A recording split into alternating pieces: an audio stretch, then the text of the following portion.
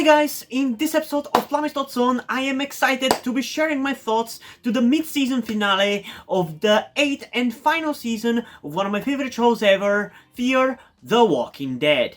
This episode's name is All I See Is Red, a reference to Morgan's mental breakdown situation that happens pretty much every time he loses somebody he cares about. That has been referenced both in the main show and in Fear the Walking Dead, although more excessively in Fear the Walking Dead because the writers of Fear the Walking Dead lack any kind of subtlety when it comes to this kind of stuff. Not that I honestly really mind it, because I kind of enjoy how they write like this kind of like symbolic stuff. I think they do this symbolism thing really well, or at least in a very entertaining manner, so I'm not like complaining about it, but it is what it is, you know? And yeah, before we get into like my thoughts for this episode that I have, let alone even the notes that I have written for it, I do have something that I want to talk about that is also connected to one of the Walking Dead spin-off series, specifically Dead City, because for those of you who didn't know, the first episode of Dead City aired at the same time or after the episode of Fear the Walking Dead, the mid-season finale. And I saw that episode as well, and I have some things to say in regards to how the two shows compare. I will also be talking about this in the review for that, so if you're interested to, I guess, hear more after you hear this, definitely check out that video whenever it's released. But anyway, what I want to talk about is not really going to have anything spoilery. Like, I'm going to be talking only with vague stuff, not really talking about any details, just in terms of the way things are executed in both of these shows. Because while this episode I don't think is anywhere near as good as I think it should have been, it didn't follow the expectations that I had with like every other episode of this season being better and better and better.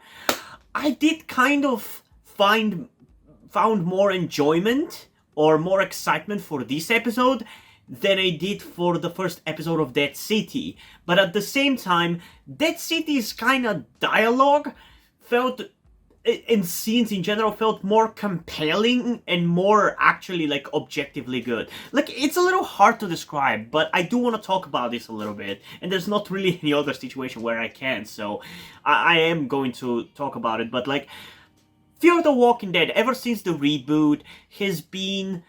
I mean, I did only watch much of season 4 and 5, so I'm not really going to say anything about those, but I've been watching it weekly ever since season 6 started, and I've honestly really loved, even at the lowest of lows, I feel like the writers have kind of found the perfect way to appeal to me, personally, with the way they write characters, and they write dialogue and motivations and backstories and all that stuff, and it definitely isn't something that I would call good writing per se, but it is entertaining writing, and it's kind of hard to even really understand why. The closest thing that I've come up with is that it feels like the writers are writing these stories in a way like how I would write them. Because, and I've mentioned this in many videos of mine, but I actually try to write once in a while on Wattpad.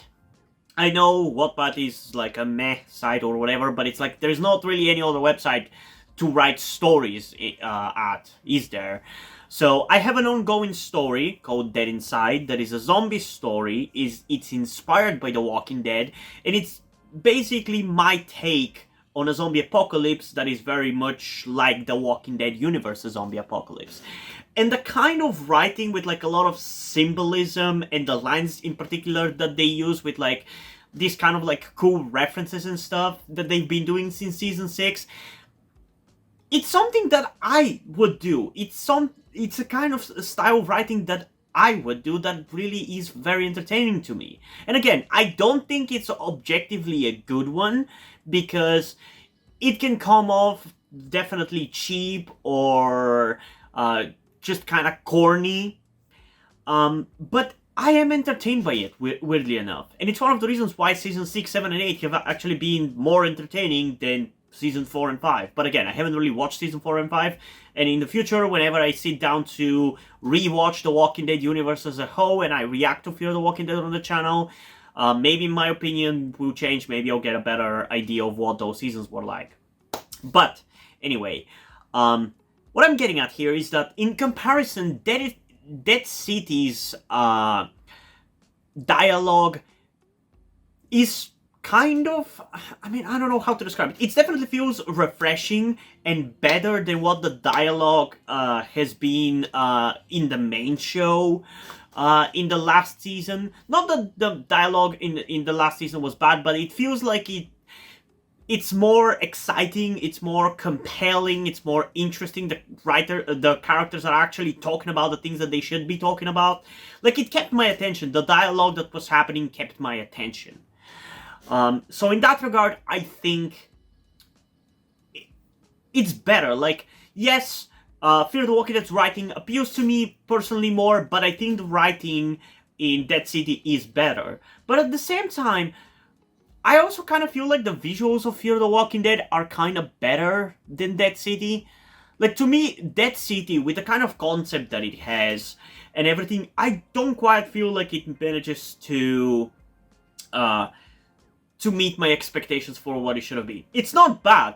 I say it's good, but it should have been great, and it's not.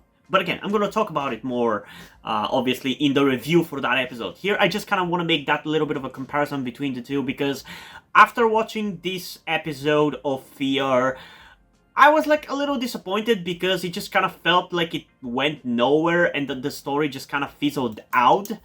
And at the same time, after watching the Dead City episode, I enjoyed that episode, but at the same time, I felt like more interested in what was gonna happen in the next episode of Fear the Walking Dead rather than the next episode of Dead City. So, yeah, I guess that just speaks about how kind of, I guess, uninteresting the concept of the Dead City spin-off is, and what the final 6 episodes of Fear the Walking Dead seem like they're going to be like, but I'm going to talk about it more once we get through my thoughts about the episode.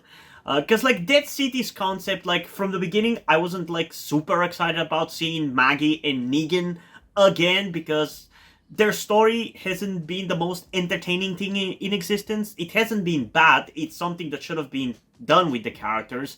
And it was kind of done by the final episode, so it just feels annoying to see them kind of regurgitate the same bullshit again and again and again and again.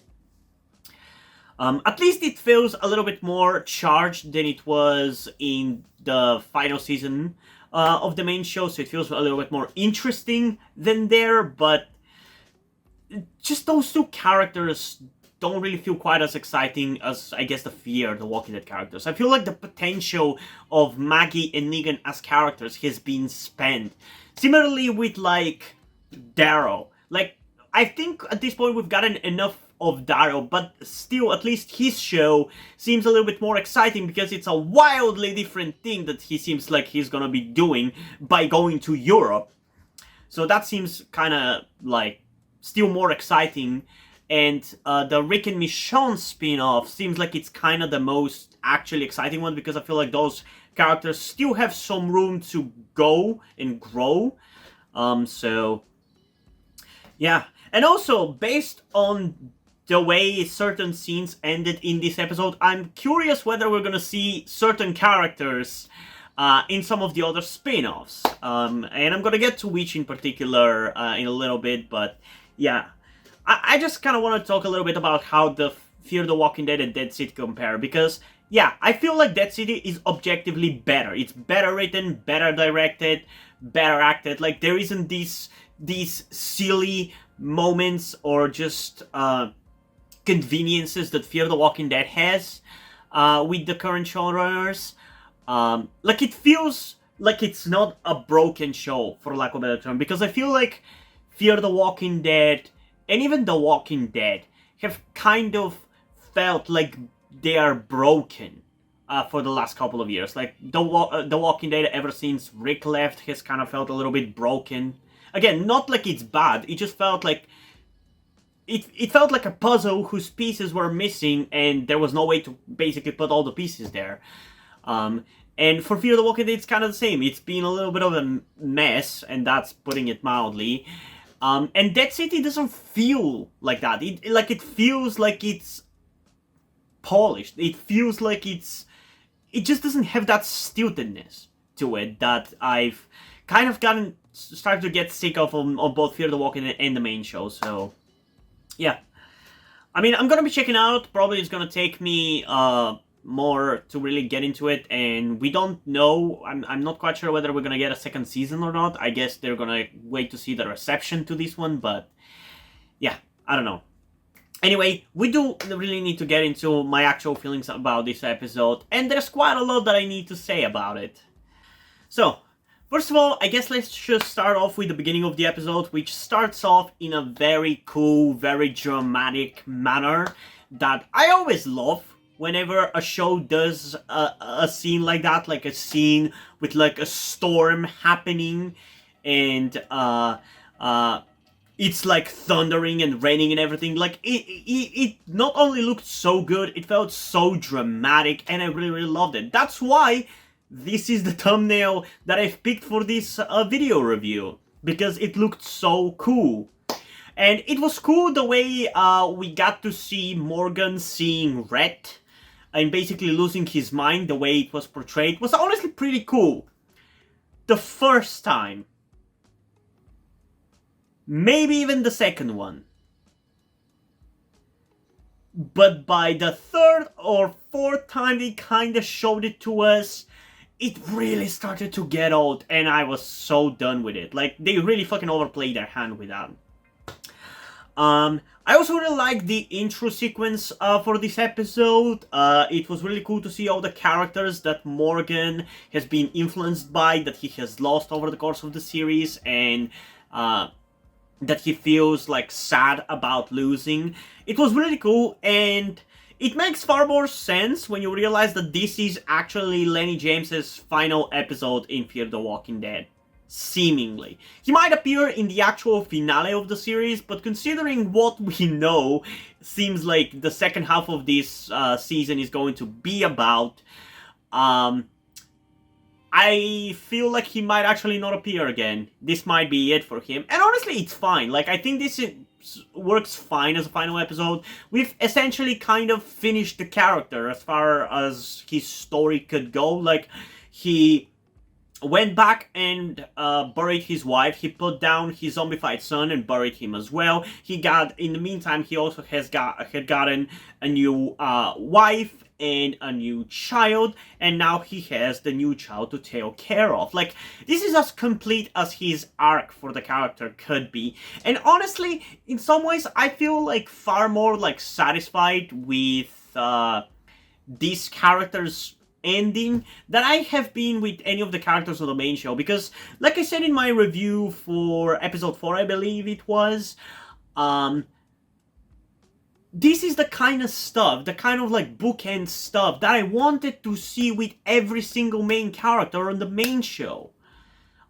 It's like what you should do in a final season, like, especially considering there's a bunch of characters on the cast which we know are not gonna die, and we know are gonna get spin-offs where they can get their stories finished off. Why wouldn't you take that time instead of the final season with the 24 episodes that we have to complete all of these other characters' storyline? Like, give Lydia an actual ending, give Aaron an actual ending, give Jerry an actual ending, give Ezekiel an actual ending. I guess he kind of got one, and same thing for Carol, but it doesn't quite feel as satisfying as this ending for Morgan. And it felt like this is like that great of an ending. Like, it's not like it's the greatest thing ever, nor is it executed in the greatest manner ever, because for a lot of the episode it was kind of boring and frustrating, and I kind of hated it. And it kind of caused some of the, like, Padre as a villain to kind of go nowhere. Like, we didn't really even get a final fight. against them or anything. We didn't even get to see much of the fucking container parts where they were trying to, like, take supplies from to build, like, new locations and communities or whatever. But yeah, this just still felt more satisfying for the character and more felt like it completed the character more than any of the stuff that we got with, like, the main cast in the main show. And it's really, really annoying that that is the case. Because, and I said that in my reviews for all of those episodes, that I just...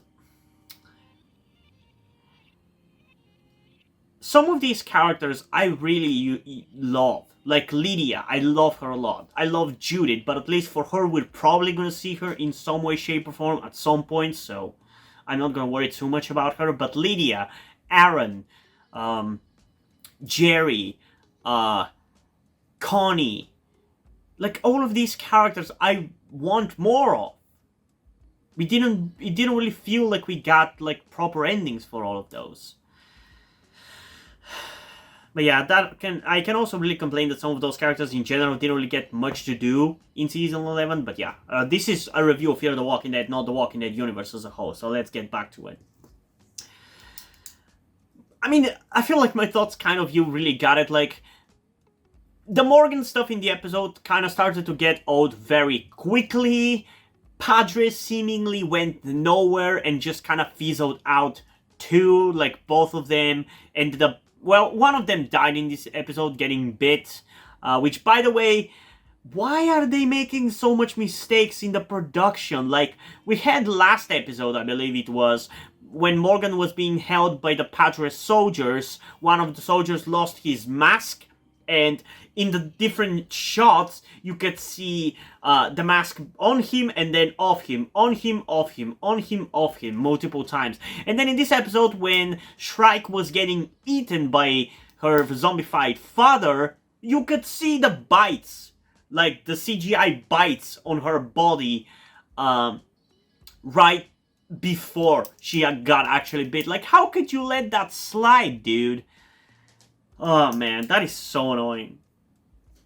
But yeah, they didn't really go anywhere as villains, and to be honest, I still think the better way to go about it should have been, especially considering the post-credit scene that we got at the end of the episode, it really should have been that character being the leader of Padre. It would make so much sense. Well, as much sense as it can make in the current iteration of Fear the Walking Dead. It won't really make sense with the old iteration, but with the current iteration, it would make quite a lot of sense. And it would be such a cool reveal, especially because they really kind of made that scene where it was revealed who was Padre, like, so dramatic. Like, that should have been that character. And I'm still not sharing his name until we actually get to the post-credit scene, because we basically have it confirmed that they are coming back and that it is that character. Like, I can't really think of who else it could be. I guess we're gonna have to wait and see, but there's also certain other things that kind of made me think that it gotta be that character. But yeah, so Padre went nowhere. Some of the... I mean, Daniel's arc, I guess, in this first half went nowhere. Madison kind of felt barely there. At least seems like in the second half, all of these characters are gonna get something to do, so I'm excited to see where that's gonna go. Especially because it seems like the showrunners are not really that involved in the second half of this season. I mean, they're still showrunners, don't get me wrong. They probably still kind of plotted out the story or whatever, but it's like, as far as we can see, the second half, they didn't write any episode, and they didn't write the series finale. And considering that this first half, in many ways, kind of wrapped up the many new reboot Fear characters' stories, or at least it kind of wrapped up the stories of the characters from the main show that came in, those being Morgan, Dwight, and Sherry. And I'm gonna get to Dwight and Sherry in a second.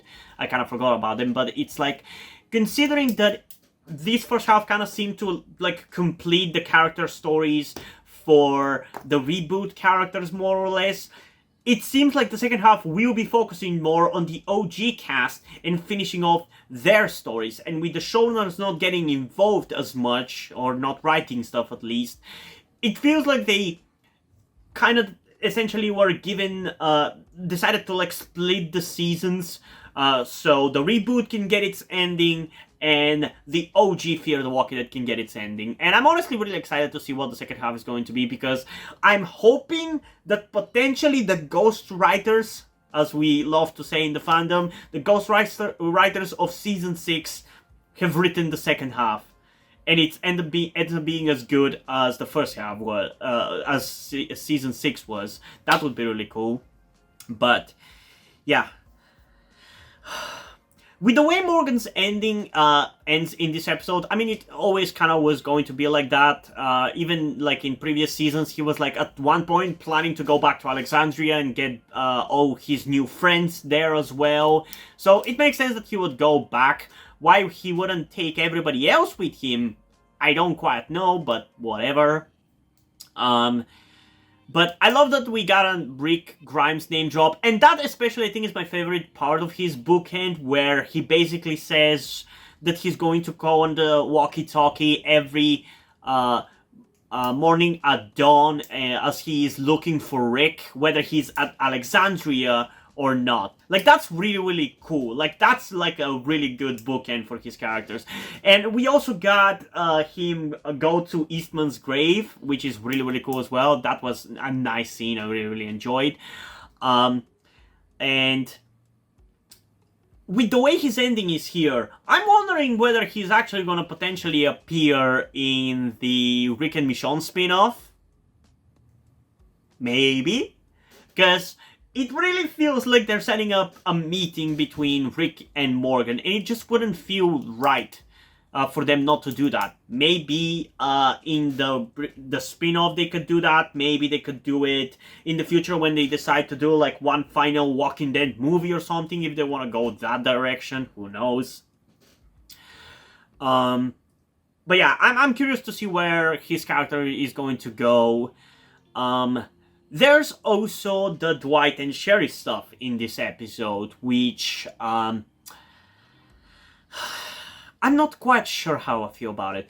In a lot of ways, it seems like a similar situation to what happened with Carol and Ezekiel in the main show, where obviously Carol has gone through losing children multiple times, and she lost Henry in season 9 as well. And even at the time, I felt like killing Henry, not only I didn't want that to happen because I actually enjoyed the character quite a lot, and the actor, but I felt like it would feel too repetitive for Carol as an arc, like losing another child. Like, after that, she's obviously not gonna take care of another child anymore. Like, that's it. She's lost her daughter, she lost Lizzie and Mika, she kind of was responsible for Sam's death, and now she lost Henry as well. Like, that was it. And I was thinking, where could they possibly take her character after season 9? And the answer is kind of nowhere. Because after that, and after she especially dealt with Alpha, and she split up with Ezekiel, which was another really interesting aspect of her character in season 9 that I really, really enjoyed.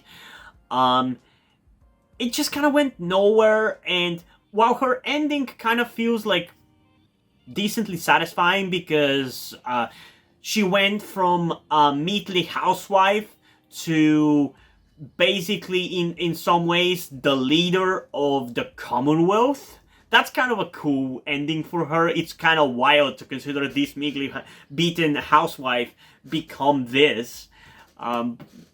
So it still feels kind of satisfying, but it doesn't really feel quite as satisfying as obviously Morgan's ending, because it doesn't really have anything to do with her main character aspect, which is her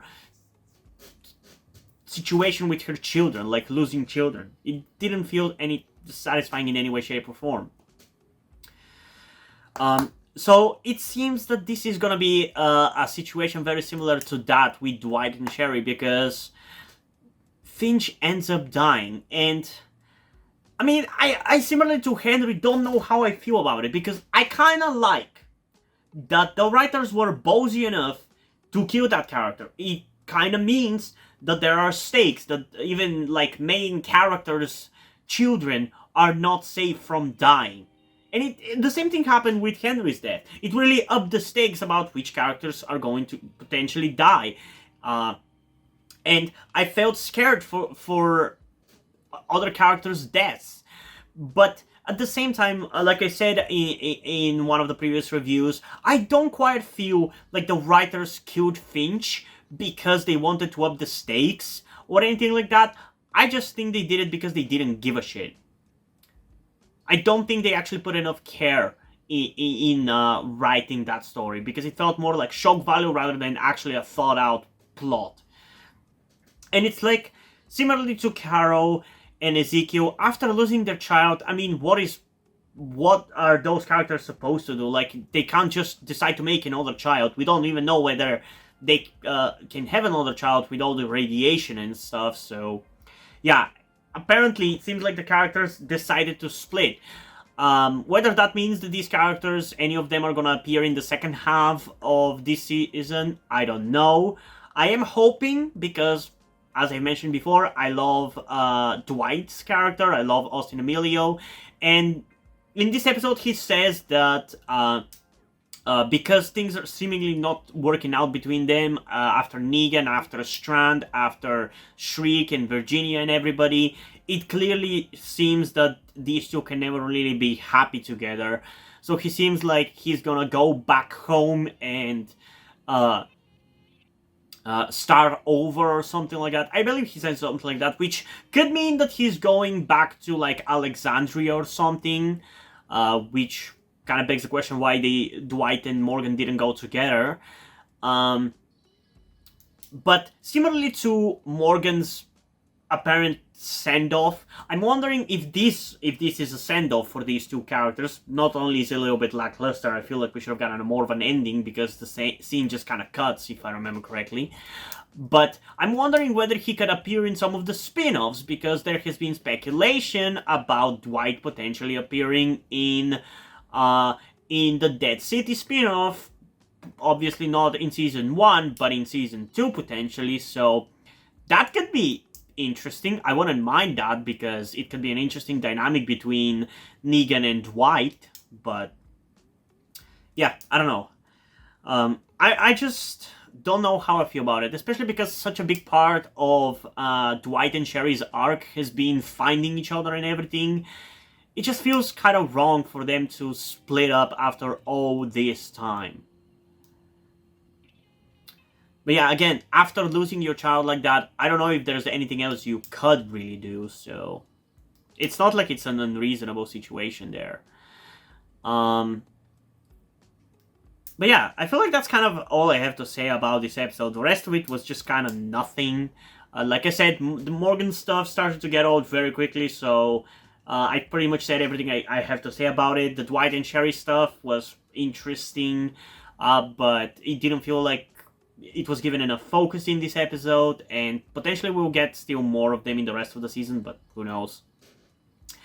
And there's all the other Padre stuff, which I already talked about, like Shriek's death was kind of lame but deserved, and just felt like a little bit of a repeat of Virginia. Even though she died in a different manner, it just felt as pathetic as that. Although I guess Virginia's death felt a little bit more satisfying. I think a better descriptor would be, I guess, Arno's death in season 7. Because it's not like Arno was like that great of a villain either. And his death was brutal, but I don't know, it just didn't feel quite as satisfying. I did like some of the scenes with them fighting walkers and stuff. That was pretty cool, but yeah, there was some cool visuals as usual in this episode, but it just felt like a lot of the plot was kind of meandering. I guess the only other really cool part of the episode was the scene where Daniel kind of talks down the Padre kids from killing their own parents by saying what he has gone through, because his character was a child soldier, for those of you who have forgotten. That's a nice little reference that they brought up about his character. I did enjoy that. So, yeah, that's kind of it, honestly, all things considered. And it seems like Madison now is going to be the leader of Padre, which makes me wonder what's gonna be the villain of the second half, although we kind of have an idea thanks to the post-credit scene.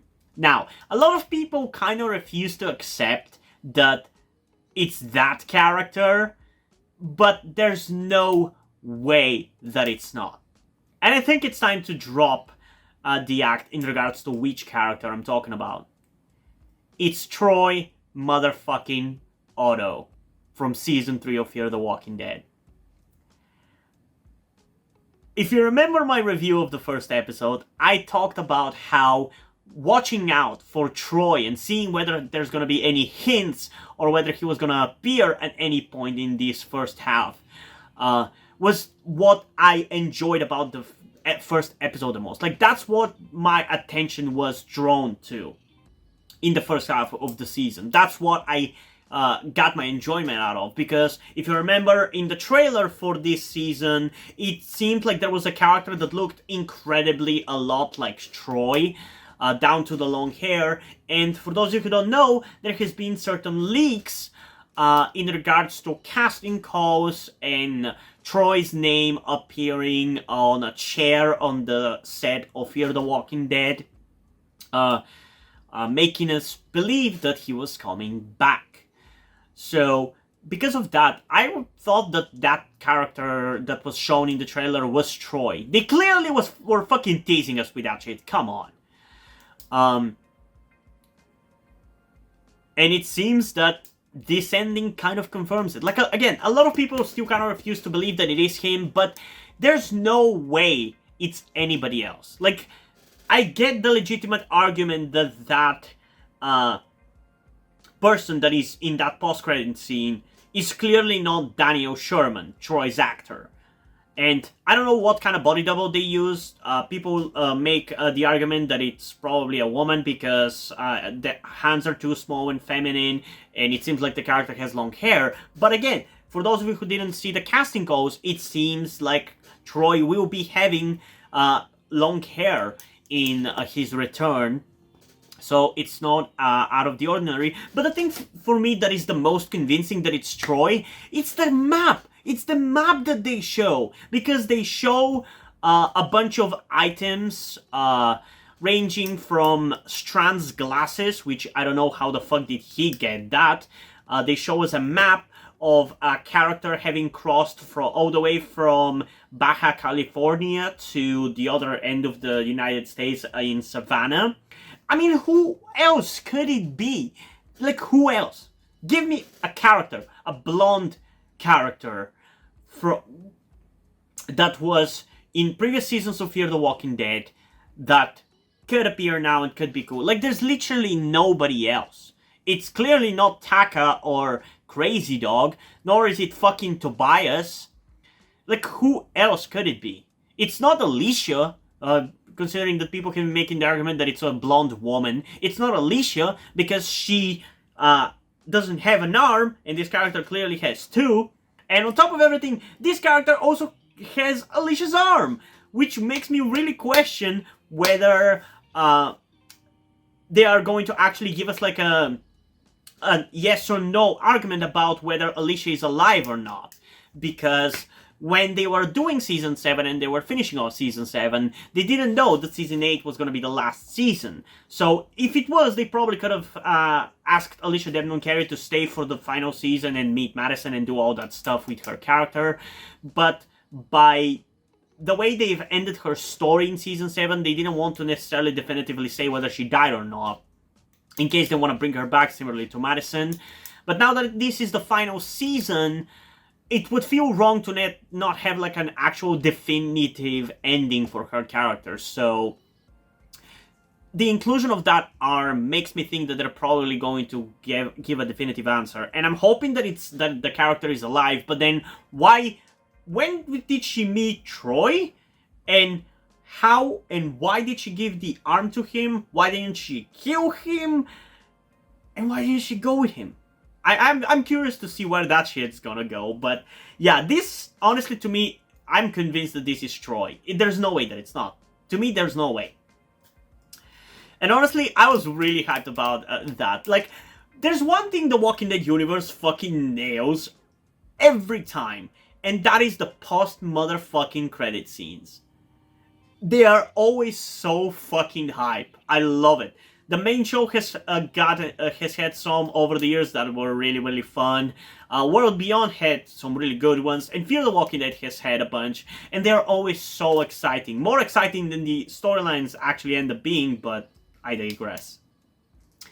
Anyway, yeah, I am really excited to see where the second half is going to go, and seeing that Troy seems like he's gonna be coming back, and like I said, the characters from the Fear reboot seem to mostly have their stories have been wrapped up. It seems like the second half might actually be kind of like an ending for the OG Fear, which I'm honestly happy that they've done that. I'm excited to see what they're gonna do with it, where the story's going to go, and I hope that it's a good ending. Because so far, the main show, I think, has ended pretty fine. I'm actually pretty happy with the Walking Dead ending. A lot of people are like, it didn't feel like it finished everything enough. But to be honest, like, with the kind of show The Walking Dead was, aka a never-ending zombie movie, it was never gonna finish everything. It was never gonna finish everything because the fight against the zombies and the world and the bad guys is never over, realistically. So, yeah. And World Beyond's ending was pretty entertaining. I did enjoy it. So I'm curious to see Fear the Walking Dead ending and what they're gonna do with it. And I just want to also say something that is kind of not specifically about Fear, but it is connected to it. It's really sad. All my fucking favorite shows that I have been watching over the past like 5-6 years are goddamn ending. It's like, this is gonna sound a little bit weird, but the person that I am right now, I became the person that I am right now back in 2017. Like the current version of me, let's call it. With the current version of me back then, I loved watching The Walking Dead, Fear the Walking Dead, Doctor Who, The Flash, and now all of these, except Doctor Who, are over. The main show of The Walking Dead is over, and yeah, there's Dead City, but it's not really the same. It doesn't feel the same, so I don't know if I'm gonna enjoy it the same. So far, I don't think so. I'm gonna enjoy it, but not the same, is what I'm trying to say. And Fear the Walking Dead is ending, The Flash already ended. I don't know, it just feels like a part of my life. A portion of my life, a chapter of my life is finishing, and it's really, really starting to goddamn weigh on me, man. It really fucking reminds me of that meme from the cartoon called Regular Show, of like one of the main characters being the only survivor after all of his friends over the decades have died. Like, I'm gonna put it on the screen if I don't forget, hopefully I won't. And it genuinely feels like that because the Doctor Who is the only show that after this year is still gonna be going. And it's debatable whether I want to even watch it, considering what has happened with it in the past couple of years. So, yeah, I don't know. So I'm saying that because I feel like whatever the ending of Fear the Walking Dead is going to be, it's gonna weigh on me, it's gonna be heavy, and I'm gonna cry. And talking about crying, I actually almost forgot to say this, but I actually cried in this episode. When we were dealing with Dwight and Sherry losing their kid, I actually cried. I was actually crushed. That shows how much I actually care for these two characters and what happens to them, and it sucks. It just sucks, man. They didn't deserve this. And I don't know whether we're gonna get any kind of resolution of what happened in this episode with them, so yeah, I don't know. I don't want them to separate just because of this, though. It feels wrong for their characters, you know? I don't know. But yeah, I think this is all I have to say so far. We still have quite a lot of notes to get through because I did write quite a lot, actually. This, and this. I think this is more than I did for for Dead City. It seems like it, because that is what I wrote for Dead City. So, yeah. You're gonna have to wait until that review to see what I wrote about it. But anyway, let's see. The first thing I wrote is, I love the rain. Always love the dramatic rain scenes. And I already mentioned that. It reminded me a lot of the ending of the first episode of the 4th and final season of Telltale's The Walking Dead. That was so cool. The next thing I've written is, I love how shocked / scared Morgan is about not remembering what he just did. Also, I love that he feels bad about John Dory being dead too.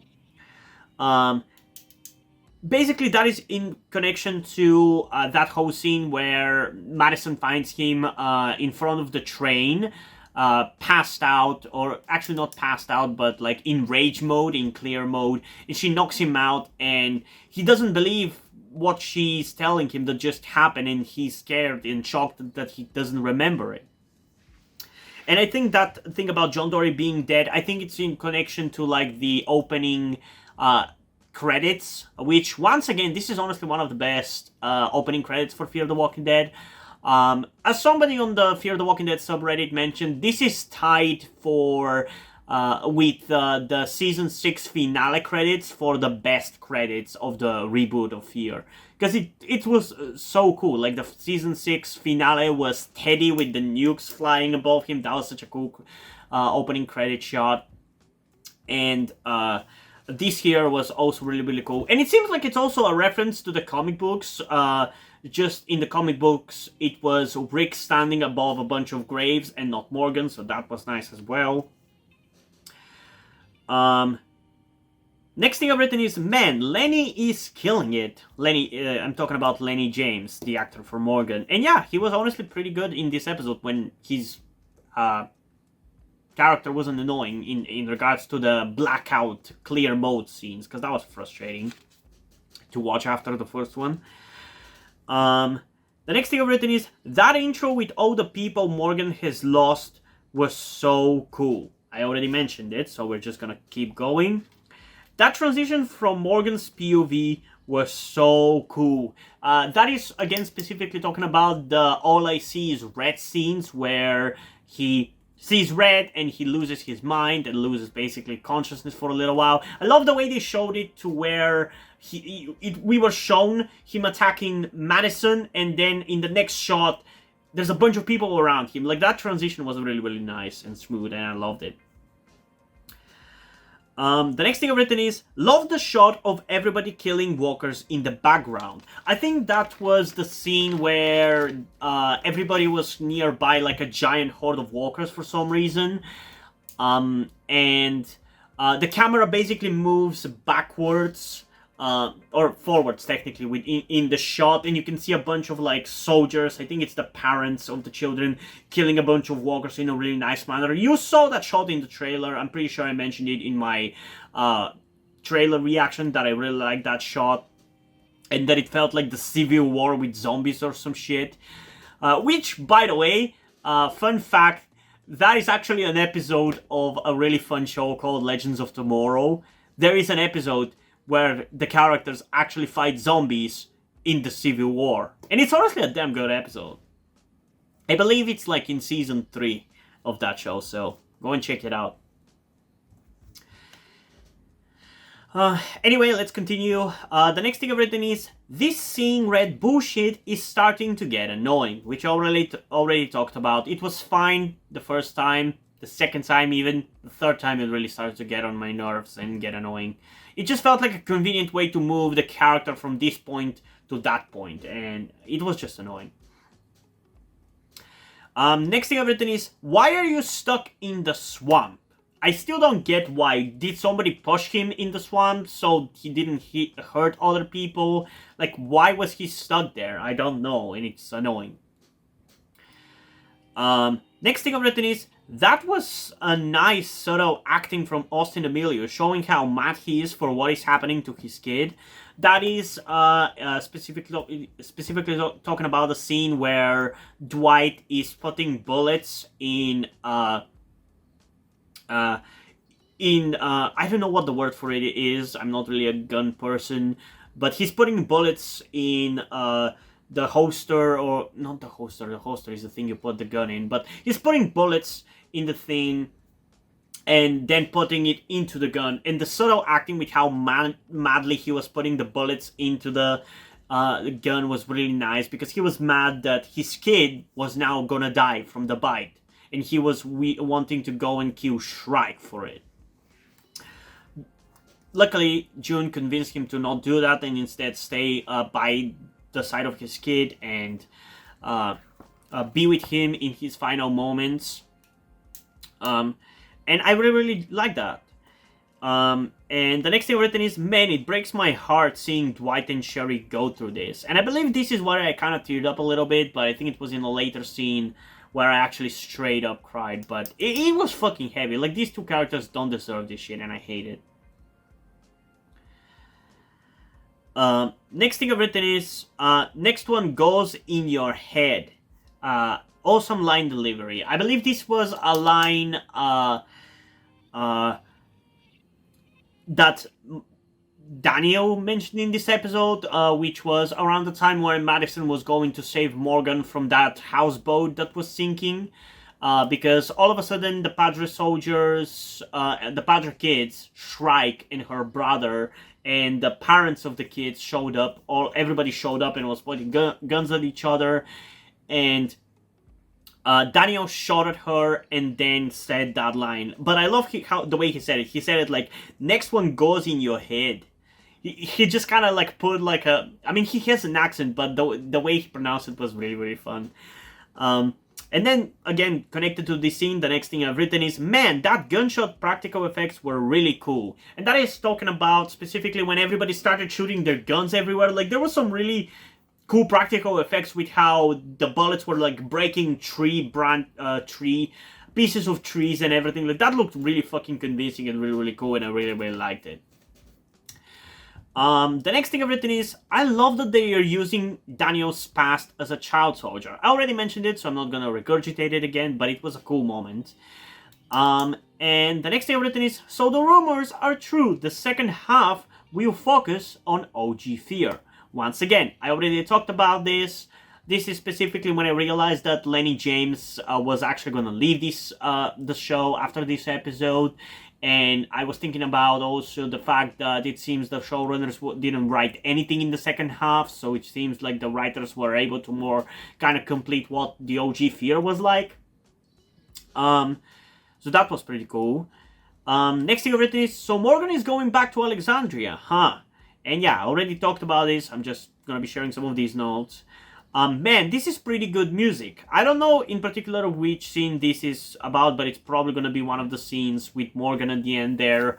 I think it was when he and Mo were getting on the boat to leave and go to Eastman's grave place.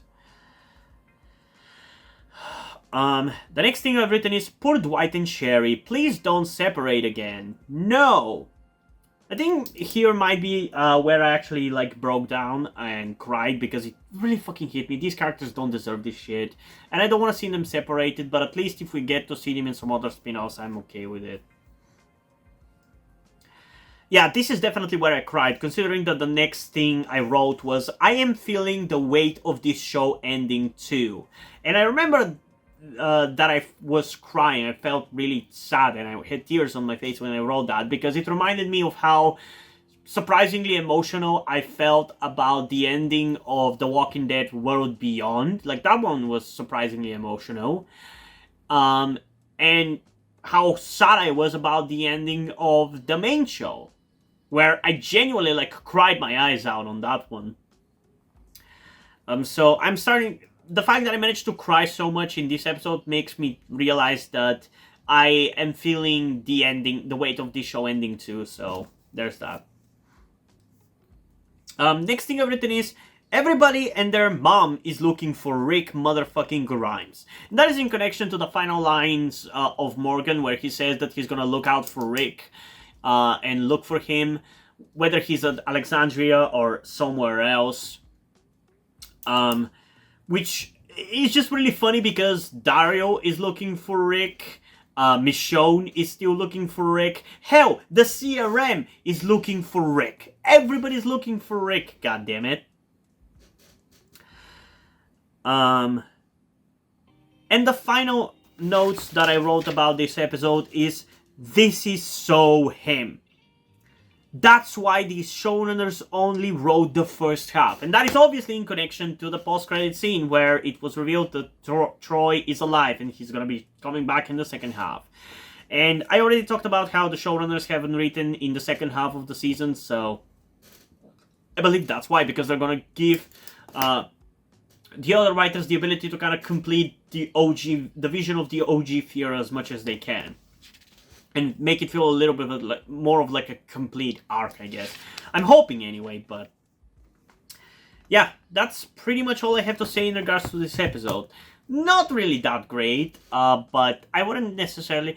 Honestly, I would call it kind of bad, honestly, but I am fine. Like, I can't really be too mad about it. I am just excited to see what the second half is gonna bring, so yeah, I don't know. In terms of a rating, I think I'm gonna go with a solid 8.1 out of 10. Again, these ratings are in regards to this show, not really the whole Walking Dead universe or shows overall.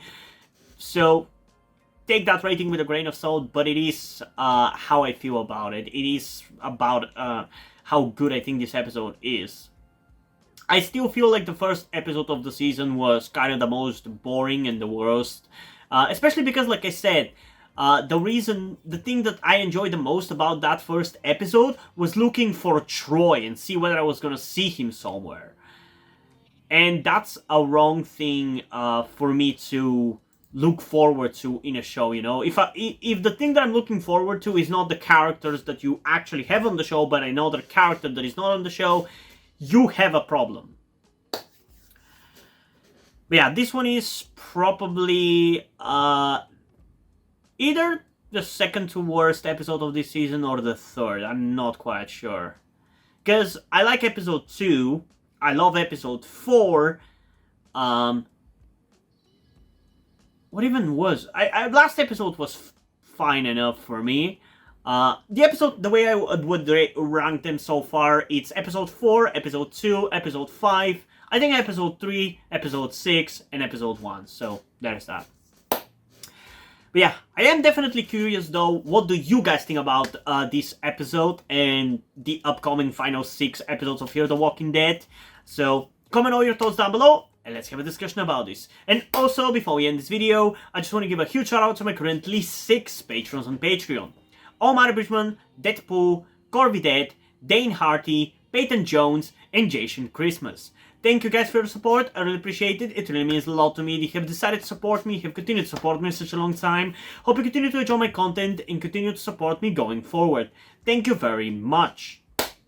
And yeah, hope you guys enjoyed this video, and if you did, please leave a like and subscribe. Also, check out the link in the description to my Wattpad, where I post my stories, because in addition to doing all these videos on my channel, I'm also a writer. And if you enjoy my stories or simply enjoy my videos, you can head over to my Patreon or to my Ko-fi account, where you can pledge your support and help get the channel going, help support me so I can keep writing the stories you enjoy. But if you don't want to do any of that, that's completely fine. You can still help me out in other ways, like liking this video, subscribing to the channel, and especially sharing this video with somebody who you think might enjoy it.